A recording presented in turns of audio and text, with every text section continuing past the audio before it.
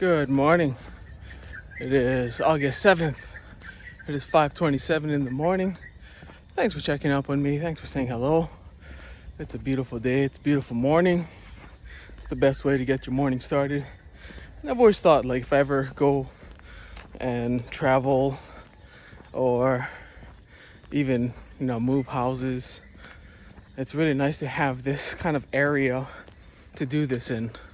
I think a lot of the times I'd be in an area like this personally, and I wouldn't really take advantage of it. But I feel that if I'm out here every single morning, I'm kind of taking advantage of this neighborhood, using it to the full, kind of enjoying where I live, rather than just being in a certain location and not really enjoying your surroundings, which makes me appreciate my surroundings even more. Today is Tuesday. Tuesday? Yeah, it's Tuesday today. And saying hello to friends.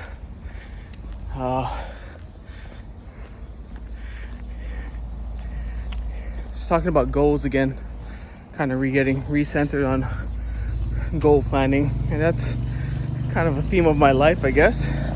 That's maybe a theme of this channel, staying consistent, setting goals, but also not being bound to goals, because we've talked about in the past why goals in itself are not prime attributors to good success, right? And we talked about real simply is because winners and losers have the same goal.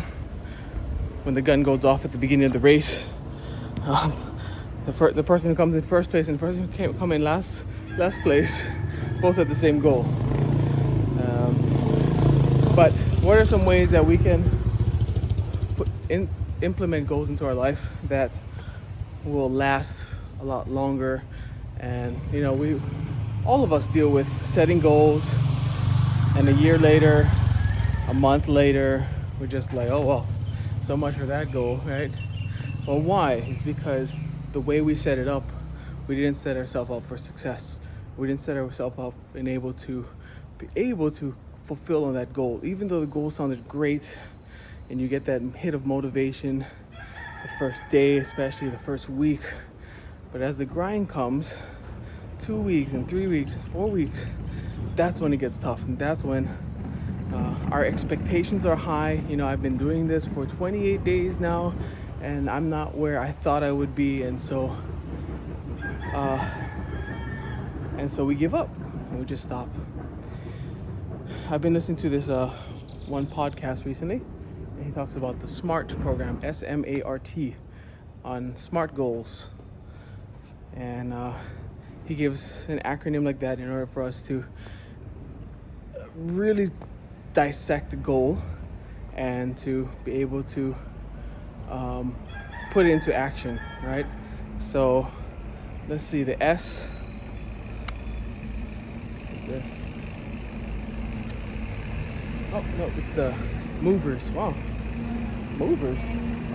House movers. What was I saying? Oh, the S stands for specific. The more specific you can be, the better, because that enables you to look at progress, right? So instead of just saying, oh, my goal is to lose weight, we'll just use weight as an example because I think a lot of us struggle with losing weight. And instead of just saying losing weight, I want to put a number to it. I want to lose 10 pounds.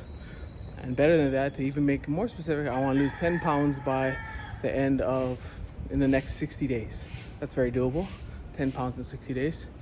So the more specific you can be, the better, because it enables you to be able to move on to number 2, which is S.M.A.R.T. SMART. Oh man, I had it in my mind this morning, and now I've forgotten it.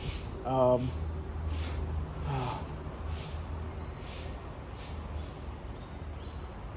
gonna have to come back to this. A was actionable, making it actionable. Put it into action. The best thing is make sure that the goal is actionable and attainable, which also comes into R, which is realistic. Keeping the goal so realistic. Sometimes in motivational books and other like books, they talk about reaching for goals that are 10x levels, 10 times what you hope to achieve, and that way that you just strive to hit that 10x level, you actually come farther than what you would have achieved if you just said, I want to get this point. But for beginners, setting goals that are realistic and kind of that fit into your lifestyle. You gotta look around, look at where you are. If you're a mother of 7 children, like maybe the goal of spending 4 hours a day exercising isn't the right goal. It's because you've got a family you gotta take care of. It's not realistic. M. Let's go back to M. M is measurable, and that's a huge one for me too. Measurable is can you measure your progress? Because the more specific you are, the more able you are to measure the progress that you've made. Tracking your workouts, tracking your weight every day, step on a scale, making it easier. MyFitnessPal, it'll sync straight to your scale, so it'll sync straight to your watch.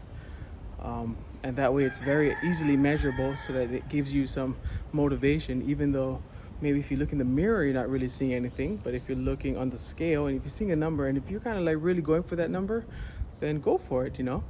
But when you step on the scale, even though you don't see it in the mirror, you can see something, and that's measurable, and you can track that.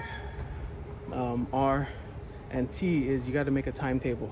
You got to make time for it, because everything else, all bad habits and other just stuff gets into life, and if you don't schedule time for it, then it's not going to get done.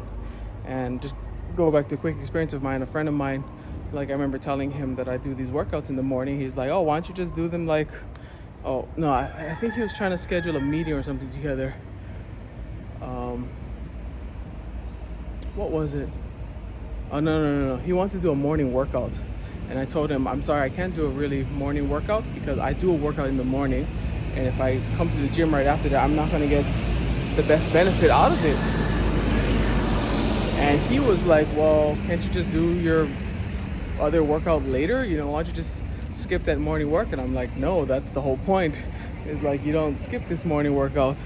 This is the staple, and the other things are the filler, right? Because I know the importance of, if my friend is no longer here, or if he's feeling super energetic one week, and he's feeling super motivated one week, and he says, okay, let's go, but then next week if I give up this workout, then next week I'm thrown off. So just staying stable and holding on to the staple of mine, which is this morning workout. So recap. S for SMART goals are specific, M are measurable, A are attainable, which ties into R, which is reasonable, and you got to be realistic goals. And then T is you have to allot some time to your goals. So those are your SMART goals. So think about a goal today that you want to get done, you want to implement, you want to keep doing. Maybe you're doing one already and you're just kind of feeling like they're not as easy as they used to be. Well, maybe you just got to recalibrate your goal, and then bring it back into focus. And I struggle with this all the time. I deal with this all the time. Anyway, I've got this crow looking at me. This crow's been just chilling over here. Hello, Mr. Crow. Yep. He must be somebody's pet. He's got to be somebody's pet, because some days he's here and some days he's not. And it's hard to believe that, he just shows up, because there's no single other crow around this area. Anyway, good job. Once again, another long video, but just kind of talking through my my own stuff. So thank you again. We'll see you tomorrow. Lockdown's been semi-extended to the 15th, and then they call them red zones and green zones, and so slowly I think they're gonna try. They just realize they can't keep the economy shut down like this forever. It's just not good for the economy. And green zones and red zones, and so green zones, which are people less affected by the COVID, they're gonna start slowly opening back up, slowly. essential businesses only, instead of just like firm lockdown, what it is right now. But they're gonna start slowly opening those, and then doing testing, and then seeing how they can control it, and then eventually like other pockets will start opening up again. So that's what it is. Thank you for checking in on me, and we'll see you again tomorrow. Good job, Jesse. Love you. You're the best. You're amazing. Keep it up. Aloha.